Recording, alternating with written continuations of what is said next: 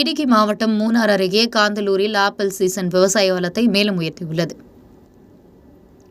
ஒரு மாதத்தில் பழுத்த ஆப்பிள்கள் அறுவடைக்கு தயாராகிவிடும். இப்போது இதோ ஆப்பிள் மரங்கள் பூத்து குலுங்கும் காட்சிகளும் ஓய்வு பெற்ற வாழ்க்கையில் ஆப்பிள் சாகுபடி வியக்கும் KSEB முன்னாள் பொறியாளரின் விவசாய அம்சங்கள். ஆப்பிள் மரங்கள் பனியால் சூடாக நிற்கின்றன. காந்தலூரின் விவசாய சிறப்புகளை தேடும் எந்த ஒரு பயணிகளுக்கும் ஆப்பிள் பண்ணைகள் மறக்க முடியாத காட்சியை வழங்குகின்றன.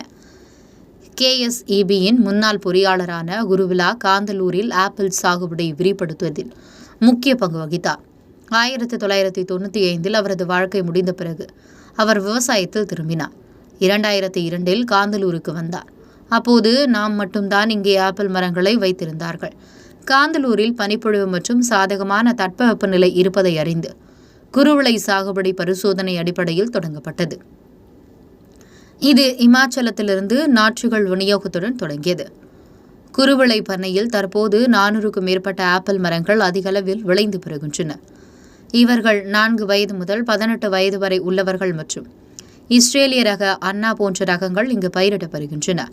இதில் பச்சை ஆப்பிளும் உண்டு. அதிக பனி தேவைப்படாத வெப்பமண்டல மற்றும் HRM பரவலாக பயிரிடப்படுகிறது. ஆப்பிள்களுடன் பிளம்ஸ், பென்னை மற்றும் ஸ்ட்ராபெரிகள் இங்கு வழங்கப்படுகின்றன. முழுமையாக இயற்கை விவசாயம் பின்பற்றப்படுகிறது. காந்தலூரின் விவசாய காட்சிகளை தேடும் சுற்றுலா பயணிகள் முக்கியமாக ஆப்பிள் தோட்டம் மற்றும் குருவிலா பண்ணையை பார்க்க வருகிறார்கள். தற்போது விளையும் ஆப்பிள்கள் ஒரு மாதத்திற்குள் முழுமையாக அறுவடைக்கு வரும் பருவமழை தொடங்கினாலும் காந்தலூர் விவசாய நிலத்தில் ஆப்பிள் பழங்களை தேடி சுற்றுலா பயணிகள் குவிந்து வருவார்கள் என എതിർபார்க்கப்படுகிறது. പരിപാലനം അത് ശ്രദ്ധിക്കണം. അത് ഇൻട്രസ്റ്റ് ഉണ്ടെങ്കിൽ മാത്രമേ ഇതിന് മെനക്കെട്ടാൽ മതി. കാരണം തൈ വെച്ചിട്ട് പിന്നെ ആപ്പിളുണ്ടോ എന്ന് നോക്കാൻ പോയിട്ട് കാര്യമില്ല. അതിൻ്റെ കൂടെ പോകണം, വളം ചെയ്യണം. സാധാരണ നമ്മൾ വളം ചെയ്യുന്ന മരങ്ങൾക്കൊക്കെ വളം ചെയ്യുന്ന അത് തന്നെ. ഞാൻ കംപ്ലീറ്റ് ഓർഗാനിക് വളങ്ങളാണ് ചെയ്യുന്നത്. രാസവളങ്ങൾ ഇതിനകത്ത് കയറ്റിയിട്ടേ ഇല്ല. ചാണകം കമ്പോസ്റ്റാക്കും, ചാണകപ്പൊടിയിടും.